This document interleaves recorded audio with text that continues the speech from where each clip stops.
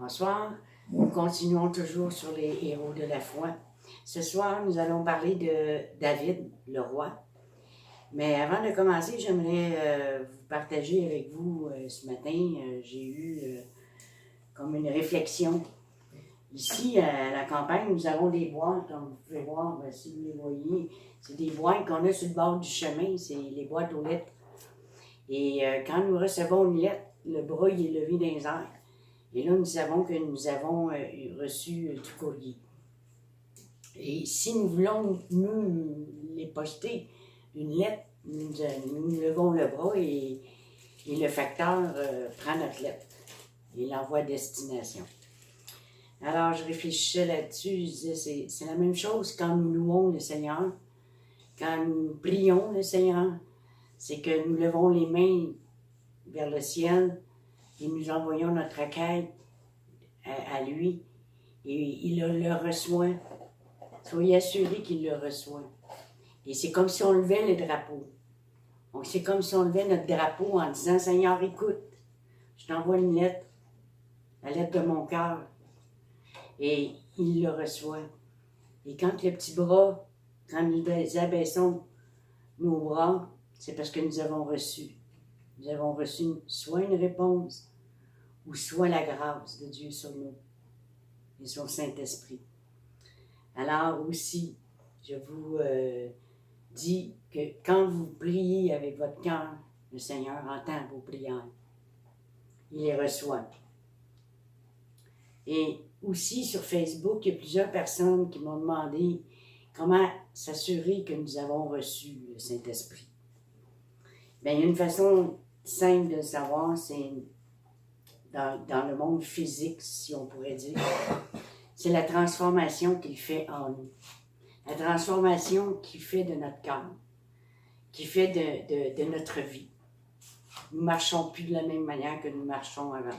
C'est un signe que je pourrais dire physique.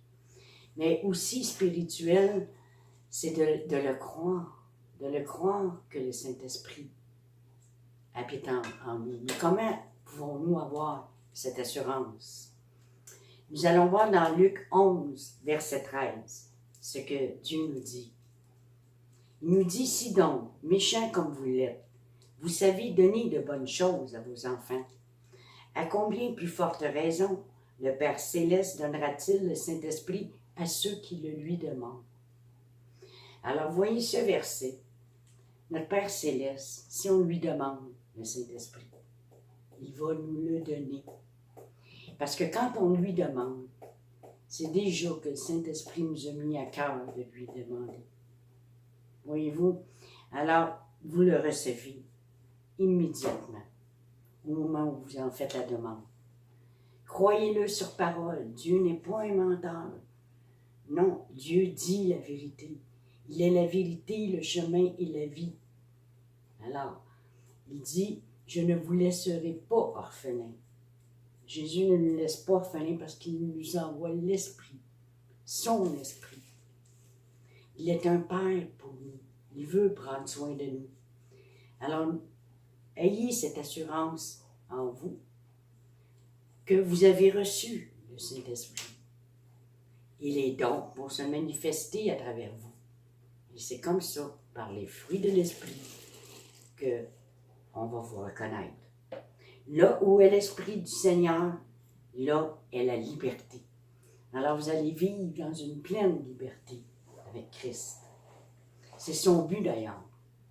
Il ne veut pas qu'on marche par la vue. Il veut qu'on marche par l'Esprit, par la foi. La vue nous déçoit. Quand on regarde, qu'on regarde ce qui se passe autour de nous, nous sommes déçus. Mais la foi, elle nous réjouit en Christ. Alors, je prie que vous le receviez maintenant, le Saint-Esprit. Parce que vous avez demandé, que vous avez cru, vous avez reçu. Amen. Alors, nous arrivons à David, le roi, que nous aimons d'ailleurs et que la plupart connaissent un peu son histoire. Mais pour en savoir plus, vous pouvez lire le chapitre 1 Samuel, chapitre 8, jusqu'à 1 Roi 2. Vous aurez toute l'histoire de David. Il a écrit 73 psaumes parce qu'il aimait la louange, parce qu'il savait que dans la louange, il rencontrait Dieu. C'est là que se trouve la guérison. C'est là que se trouve la solution à tous vos problèmes. Jésus est présent dans la louange. Alors, louez-le le plus que vous pouvez, par la musique, par la pensée, par tous les moyens dont vous disposez, que vous avez à votre disposition. Après les juges, à la demande du peuple d'Israël, Dieu institua des rois. Et Saül, se doit de parler de Saül parce que Saül et David étaient deux rois en Israël. Mais nous allons savoir ce qui s'est passé avec Saül pour savoir ce qui est advenu avec David. Saül, de la famille des Benjamites, va rencontrer le prophète Samuel pour se faire indiquer la direction à prendre. Dieu avertit Samuel de l'arrivée de Saül et l'institua chef du peuple d'Israël. Saül fut loin avec une fiole d'huile, dans 1 Samuel 10, 1 à 12. Il fut couronné roi, et le règne de Saül fut de courte durée, environ 3 ans, à cause de sa désobéissance. Dieu choisit un autre roi, David. Dans 1 Samuel 13, 10 à 14, Sidonie, tu peux le lire, 1 Samuel 13, 10 à 14. Comme il achevait d'offrir l'holocauste, voici Samuel arriva. Et Saül sortit au-devant de lui pour le saluer. Samuel dit, « Qu'as-tu fait? » Saül répondit, « Lorsque j'ai vu que le peuple se dispersait loin de moi, que tu n'arrivais pas au terme fixé et que les Philistins étaient assemblés à Michmash, je me suis dit, les Philistins vont descendre contre moi à Gilgal. Et je n'ai pas imploré l'Éternel. C'est alors que je me suis fait violence et que j'ai offert l'holocauste. Samuel dit à Saül, « Tu as agi en insensé, tu n'as pas observé le commandement que l'Éternel, ton Dieu, t'avait donné. L'Éternel aurait affermi pour toujours ton règne sur Israël, et maintenant ton règne ne durera point. L'Éternel s'est choisi un homme selon son cœur, et l'Éternel l'a destiné à être le chef de son peuple. Parce que tu n'as pas observé ce que l'Éternel t'avait commandé. » Un homme selon le cœur de l'Éternel. C'est ça qui était David. Et c'est pour ça qu'il a été choisi de Dieu. Mais qu'est-ce qu'il a fait, Saül? C'est qu'il a épargné les meilleures brebis et bœufs au lieu de les dévouer par interdit. Et dans 1 Samuel 15, que je vais vous lire, versets 22 à 35. 1 Samuel 15, versets 22 à 35. Samuel dit, « L'Éternel trouve-t-il du plaisir dans les holocaustes et les sacrifices, comme dans l'obéissance à la voix de l'Éternel? Voici, l'obéissance vaut mieux que les sacrifices, et l'observation de sa parole vaut mieux que la graisse des béliers. Car la désobéissance est aussi coupable que la divination, et la résistance ne l'est pas moins que l'idolâtrie. Il est Téraphin. Puisque tu as rejeté la parole de l'Éternel, il te rejette aussi comme roi. » Alors Saül dit à Samuel, « J'ai péché, car j'ai transgressé l'ordre de l'Éternel, et je n'ai point obéi à tes paroles. Je craignais le peuple, et j'ai écouté sa voix. Maintenant, je te prie, pardonne mon péché, reviens avec moi, et je me prosternerai devant l'Éternel. » Samuel dit à Saül, « Je ne retournerai point avec toi, car tu as rejeté la parole de l'Éternel, et l'Éternel te rejette, afin que tu ne sois plus roi sur Israël. » Et comme Samuel se tournait pour s'en aller, Saül le saisit par le pan de son manteau, qui se déchira. Samuel lui dit, « L'Éternel déchire aujourd'hui de dessus toi la royauté d'Israël, il la donne à un autre, qui est meilleur que toi. Celui qui est la force d'Israël ne manque point, il ne se repent point, car il n'est pas un homme pour se repentir. Saül dit encore, j'ai péché, maintenant je te prie, honore-moi en présence des anciens de mon peuple et en présence d'Israël, reviens avec moi, et je me prosternerai devant l'Éternel ton Dieu. Samuel retourna et suivit Saül, et Saül se prosterna devant l'Éternel. Puis Samuel dit, amenez-moi Agag, roi d'Amalek. Et Agag s'avança vers lui d'un air joyeux. Il disait certainement, l'amertume de la mort est passée. Samuel dit, de même que ton épée a privé des femmes de leurs enfants, ainsi ta mère entre les femmes sera privée d'un fils. Et Samuel mit Agag en pièces devant l'Éternel à Gilgal. Samuel partit pour Rama, et Saül monta dans sa maison à Gibéa de Saül. Samuel n'alla plus voir Saül jusqu'au jour de sa mort, car Samuel pleurait sur Saül, parce que l'Éternel se repentait d'avoir établi Saül roi d'Israël. Alors la désobéissance lui a coûté sa royauté. Et dans 1 Samuel 16, 12 à 14, nous allons voir l'onction de David. Nous avons vu que l'onction de Saül était faite avec une fiole, et là nous allons voir que l'onction de David a été faite avec une corne, ce qui veut dire c'est permanent. 1 Samuel 16, 12 à 14. Isaïe l'envoya chercher. Or, il était blond, avec de beaux yeux et une belle figure. L'Éternel dit à Samuel, lève-toi, oins-le, car c'est lui. Samuel prit la corne d'huile et l'oignit au milieu de ses frères. L'Esprit de l'Éternel saisit David à partir de ce jour et dans la suite. Samuel se leva et s'en alla à Rama. Voyez-vous la différence de l'onction? L'onction avec une fiole et l'onction avec la corne. L'onction avec la corne, c'est une onction permanente. L'Esprit de l'Éternel se retira de Saül et le moyen pour apaiser son esprit était la musique.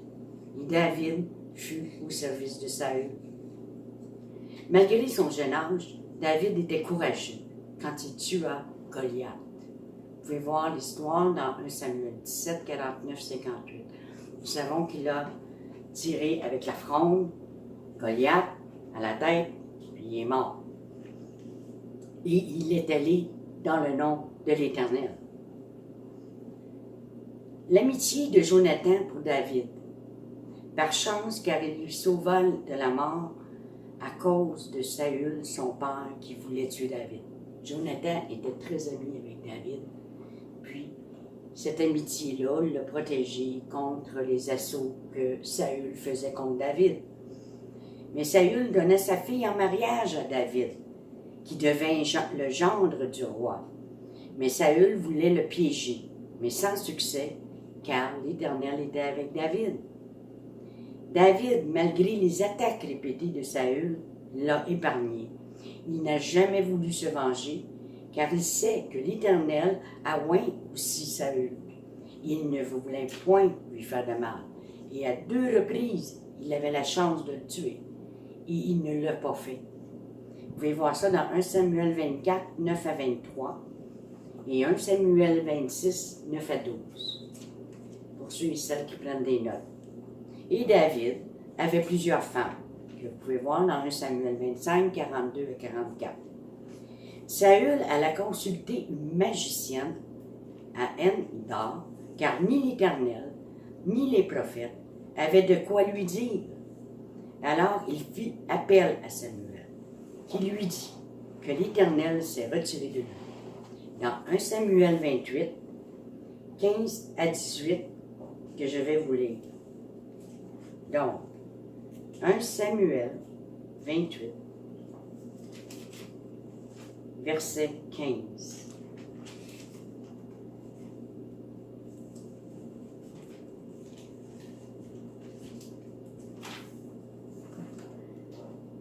15 à 18.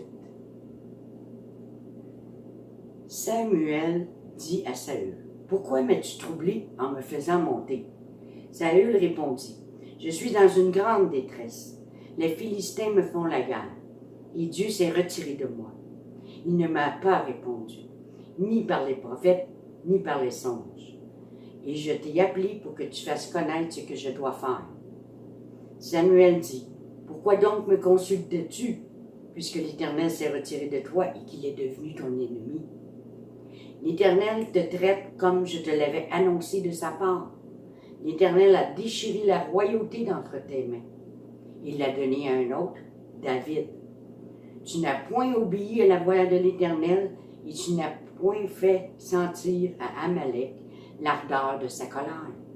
Voilà pourquoi l'Éternel te traite aujourd'hui de cette manière. » Alors voyez-vous, quand le Seigneur nous parle, on se doit d'obéir, parce que si on désobéit, c'est sûr que la bénédiction n'est pas au rendez-vous.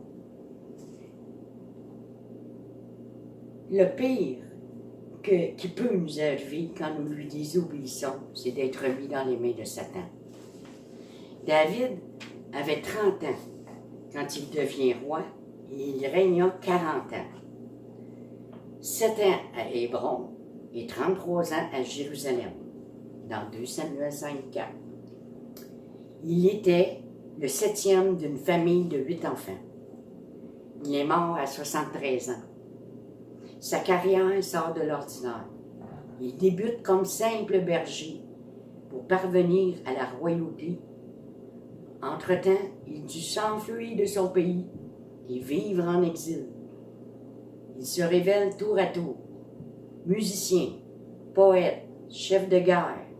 La richesse de ses dons et la diversité de ses expériences sont exceptionnelles. Tout d'abord, seul Juda le reconnaît comme roi.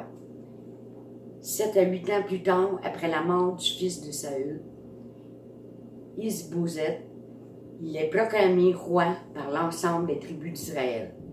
Il gouverne le pays pendant 40 ans depuis Jérusalem, sa capitale. Par ses conquêtes et ses traités d'alliance, il soumet toutes les tribus voisines et il agrandit son royaume de l'Égypte à l'Euphrate.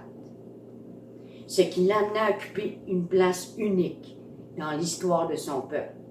Il ne possédait ni l'intégrité sans détour de Joseph, ni l'autorité suprême de Moïse, mais il était doué, l'incomparable talent de se faire aimer. On admirait Moïse, mais on aimait David. Il était l'idéal à atteindre, non pas lointain, mais proche et tangible. Il était tellement proche du peuple que les gens se reconnaissaient en lui. Et même nous, quand on lit l'histoire de David, nous nous retrouvons à certains endroits comme David. Sa qualité première était sa très grande humanité. Il n'oublia jamais d'où il venait. Il en était fier. Il glorifiait Dieu pour tous les privilèges et les bienfaits qu'il lui avait accordés. Il avait connu la pauvreté, la solitude et les privations. David était habité par les faiblesses. Il pouvait se montrer dangereusement irrésolu et devenir la proie de l'introspection. Il connut des moments d'orgueil. Son attitude dans le tragique épisode concernant Uri, le Hittite, reste inexcusable. Il ne faisait pas toujours preuve d'un bon jugement dans le choix de ses proches collaborateurs. Et pour l'histoire d'Uri, il avait vu sa femme, puis il avait le béguin pour elle, et sa façon à lui de pouvoir avoir sa femme était de l'envoyer au front. Puis il l'a mis en première ligne, sachant très bien qu'il était pour être le premier à être tiré, à être tué. Alors, il a fait ça là pour son propre intérêt. Il faisait confiance à ceux qui ne le méritaient pas. Il se méfiait à tort des gens bien intentionnés. C'est sa profonde humanité qui lui permettait de gagner le cœur des gens, car chacun se retrouvait en lui. Avant tout, il savait être lui-même. C'est en raison de sa spontanéité que les gens l'aimaient. David apprit à ne redouter aucun péril, qu'il vienne d'un homme ou d'une bête sauvage, parce qu'il savait combattre les lions. Hein? Il était berger, il protégeait les brebis dans les champs. Il connut la célébrité très tôt avec le grand Philistin Goliath. Ses exploits devinrent légendaires. Son courage était reconnu du peuple. Il savait écouter les gens sans les juger. Dans Actes 13, 22. Puis, ayant rejeté Saül, Dieu leur donna pour roi David, auquel il rendit témoignage. J'ai trouvé David, fils de Jessé, homme selon mon cœur, qui exécutera toutes mes volontés. Telle est la vraie couronne de David. Il était un homme selon le propre cœur de Dieu. Un cœur ferme, confiant en l'Éternel. Il mourut d'une heureuse vieillesse, de richesse et de gloire. Vous pouvez lire dans 1 Chronique 29, 27 à 28. Quelles sont ses caractéristiques alors? 1 Samuel 17, verset 54 dit: David prit la tête du Philistin et la porta à Jérusalem.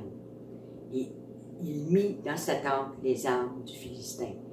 Donc, tout ce que le peuple redoutait, qui n'arrivait pas à détruire Goliath, David, qui était jeune, peut-être, je dirais, entre 14 et 17 ans, avec sa fronde, a vaincu l'ennemi. Et il l'a porté à Jérusalem, à la porte de Jérusalem, pour que tout le peuple le voie. Alors, il accepte de s'impliquer dans les rêves des autres. Il prépare tout pour Salomon, son fils. Il sait que si Dieu ne l'a pas encore promu, c'est parce qu'il n'est pas encore prêt. Il n'en blâme personne. Ceux en difficulté se sentent à l'aise avec lui. Il attire les cœurs brisés à cause qu'il est miséricordieux. Il se lève tôt le matin. Son père lui donne des responsabilités. Il se trouve un remplaçant qualifié lorsqu'il laisse les brebis. Il est responsable. Sa promotion est une augmentation de responsabilité. C'est ça, quand nous avons une promotion dans notre vie, c'est juste un changement de responsabilité. Et souvent, la responsabilité est plus grande. Il est devenu roi. Ce que l'on fait quotidiennement détermine ce que l'on devient éventuellement.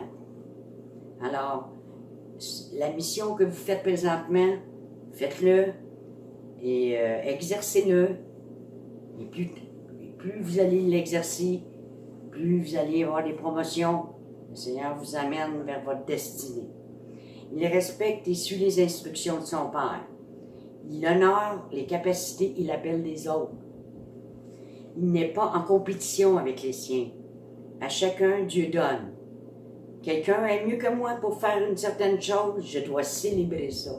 Et c'est comme ça qu'on doit être. Si vous avez on a tous des dons différents, et tous ces dons-là sont pour l'utilité commune. C'est pour nous, pour qu'on puisse en bénéficier. Et si vous voyez qu'il y en a qui ont des dons qui sont meilleurs que vous, alléluia Seigneur, merci de l'avoir mis sur mon chemin. Il interroge et cherche à obtenir plus d'informations. Ces hommes lui partagent leurs vrais sentiments, car il est sensible aux besoins des autres. Hein? Il est comme un pasteur. Il prend soin de ses brebis. Il se réjouit grandement de ses victoires. Il danse pendant des heures. Il se baigne dans ses victoires. Il loue le Seigneur. Hein? Il est plein d'assurance. Il est conscient des récompenses de la victoire. Il demande une confirmation aussi. Très important. Il se comporte avec sagesse. Il connaît la source de sa protection. Il sait que ce que Dieu a fait une fois, il peut le faire encore. Il utilise les outils que Dieu lui donne, non pas ceux des autres. Il n'oublie pas d'où il vient. Et ça, ne l'oubliez pas. Parce que c'est ce qui vous permet de savoir où vous en êtes rendu avec Christ. Même s'il est destiné pour le trône, il a le cœur et le langage du peuple. Il désire l'excellence dans sa vie. Bien qu'il sache d'où il vient, il ne désire pas y retourner. Il honore ceux que Dieu honore. Il sait que son attitude envers l'homme de Dieu détermine l'attitude de Dieu envers lui. Voyez-vous, il a reçu l'onction, puis il savait que Saül avait reçu l'onction, et il ne voulait pas être une entrave pour lui. Il a laissé Dieu agir dans Saül. Et même, il a été jouer de la musique pour lui, de l'art, pour apaiser son esprit. Il sait reconnaître un bon conseil lorsqu'il l'entend. David se tourne vers les hommes de Dieu lorsqu'il y a un problème, car il sait que quelqu'un d'autre a ce dont il a besoin. L'isolement est le premier pas vers la destruction. C'est sûr on a des frères et sœurs dans le Seigneur, il faut les consulter, aller les voir, demander, voir qu'est-ce que les possibilités. C'est comme ça qu'on en arrive à une entente. Il n'a pas peur de démontrer ses sentiments. Il pleure souvent. Il refuse de publier les erreurs de quiconque. Il connaît la miséricorde de Dieu. Il sait que Dieu fortifie de plus en plus et que l'ennemi perd du terrain de plus en plus. Notre victoire n'est pas un signe de survie, mais un signal de perte de terrain du camp ennemi dans notre vie. Alors, quand vous avez la victoire, l'ennemi perd du terrain. Alors je prie que vous soyez toujours dans la victoire et soyez tous bénis. Amen.